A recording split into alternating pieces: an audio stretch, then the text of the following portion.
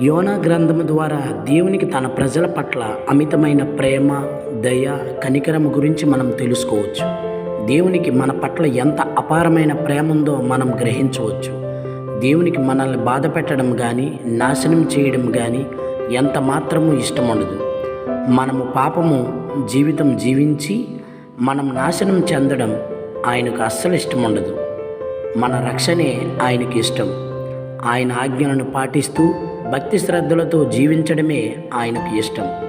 మనము పాపములో పడి దేవుని ఆజ్ఞలను మరచిన ప్రతిసారి దేవుడు తన ప్రవక్తల ద్వారా మనలను కాపాడుతూనే ఉంటారు. అలా దేవుడు పంపించిన ప్రవక్తే యోనా ప్రవక్త. ఇతని తండ్రి అమిత్తయి. యోనా దేవుని యందు ఎంతో భయభక్తులతో, భక్తి శ్రద్ధలతో దేవుని ఆజ్ఞలను పాటిస్తూ దేవుని వాక్యమును ప్రజలకు బోధిస్తూ ఉండేవాడు.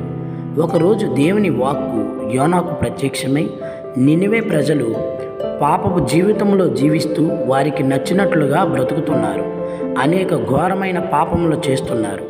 నీవు నినివేకి వెళ్ళి వారు చేసినటువంటి పాపములకు గాను దేవుడు మిమ్మల్ని, మీ పట్టణమును నాశనం చేస్తాడని వారిని హెచ్చరించు అని చెబుతాడు. నినివే ప్రజల పాపకార్యములు బట్టి, వారు చేస్తున్నటువంటి చెడు క్రియలను బట్టి దేవుడు వారికి ఇచ్చే శిక్షే సరైనదని భావించిన యోనా నినివే పట్టణానికి వెళ్లకుండా తర్షీషు పట్టణమునకు పారిపోవాలని అనుకుంటాడు.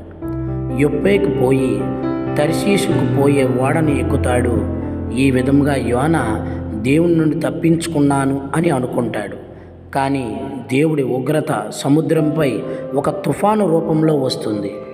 ఆ తుఫానుకు ఓడ మునిగిపోయినట్లు అయిపోతుంది. నావికులు భయపడి ఓడలో ఉన్న బరువైన ప్రతి ఒక్క వస్తువును సముద్రంలో పడేస్తుంటారు.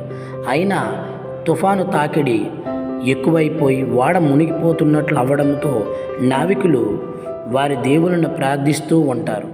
తుఫాను ఎంత తొందరగా, ఎంత ఉపద్రవంగా రావడానికి అసలు కారణం ఏమిటి?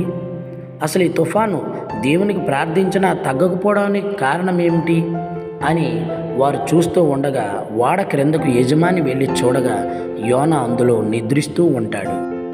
ఓడ యజమాని, నీవు లేచి ప్రార్థించుము, దేవుడు మన ప్రార్థన ఆలకించైన ఈ ముప్పు నుంచి మనల్ని రక్షించునేమో అని చెబుతూ, నావికులు ఇంత ఘోర దుస్థితికి కారణం ఏమిటి అని ఒకరిలో ఒకరు అనుకుంటూ చీట్లు వేసుకుంటారు.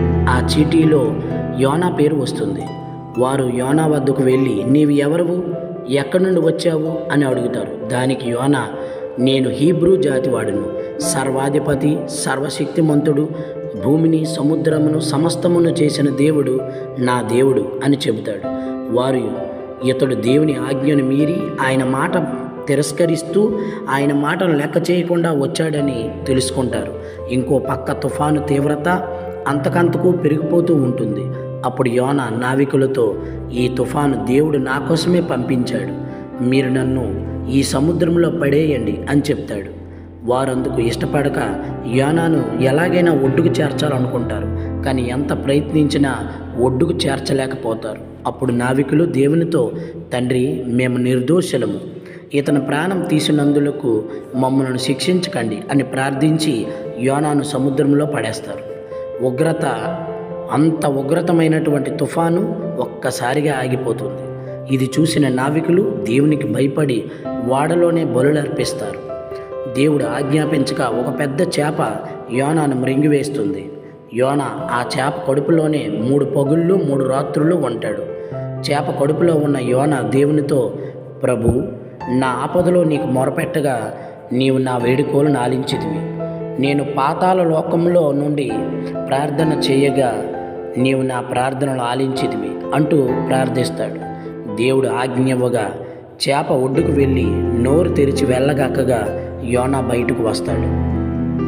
దేవుడు మరలా యోనాతో, నీవు నినివే పట్టణానికి వెళ్ళి ఆ ప్రజలతో నేను చెప్పిన సంగతులన్నీ చెప్పు అని చెప్పగా యోనా నినివే పట్టణానికి ప్రయాణమై ఒక రోజంతా ఆ పట్టణంలోనే తిరిగి ప్రజలతో, మరో 40 రోజుల్లో దేవుడు మీ పట్టణాన్ని నాశనం చేయబోతున్నాడు అని చెప్పగా యోనా మాటలు నమ్మినటువంటి ప్రజలు తమ ప్రవర్తనను మార్చుకొని తమ దుష్కార్యములకు దూరంగా ఉన్న ఎడల దేవుడు మాపై కరుణిస్తాడేమో, మమ్మల్ని క్షమిస్తాడేమో, మమ్మల్ని రక్షిస్తాడేమో అని ఆలోచించుకొని రాజు తమ మంత్రుల ఆజ్ఞ మేరకు ప్రజలు వారి పాప కార్యములన్నిటినీ వదిలేసి ఉపవాస ప్రార్థనలు చేయడం మొదలు పెడతారు.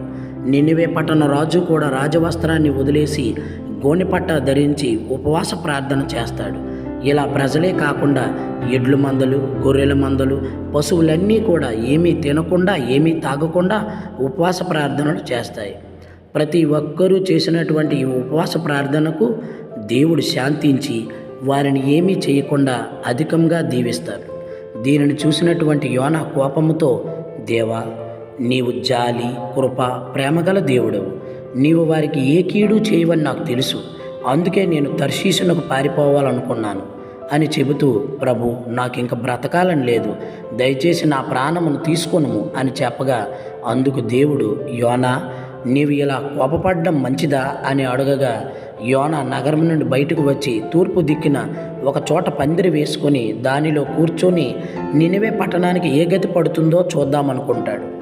దేవుడు ఆ పందిరి పక్కనే ఒక సొరతీగను మొలిపిస్తాడు. అది పెరిగి పెద్దదై యోనాకు నీడనిచ్చేలా చేస్తాడు. ఆ సొరతీగను చూసినటువంటి యోనా ఎంతో సంతోషపడతాడు. మరుసటి రోజు దేవుడు ఒక పురుగును ఏర్పరిచి ఆ సొరతీగను తినేలా చేయగా ఆ చెట్టు చనిపోతుంది. ఎండ తీవ్రత ఎక్కువగా ఉంటుంది. పైగా దేవుడు తూర్పు దిక్కు నుండి వేడి గాలును పంపిస్తాడు. వేడి గాలికి, ఎండ దెబ్బకు సొమ్మశీలైన యోనా బ్రతకడం కంటే మరణించడమే మంచిదని భావిస్తాడు. దేవుని వాక్కు మరలా యోనాతో, ఈ సొరతీగ ఒకరోజు ఉండి మరుసటి రోజు మరణించినది. దీనికోసం నువ్వు ఇంతలా బాధపడుతున్నావు కదా, నీవు దానిని నాటావా? పోనీ దానిని నువ్వు పెంచావా? ఏం చేయలేకపోయినా నీవు దాని మీద ఎంత జాలి చూపిస్తున్నావు, ఎంత ప్రేమ చూపిస్తున్నావు.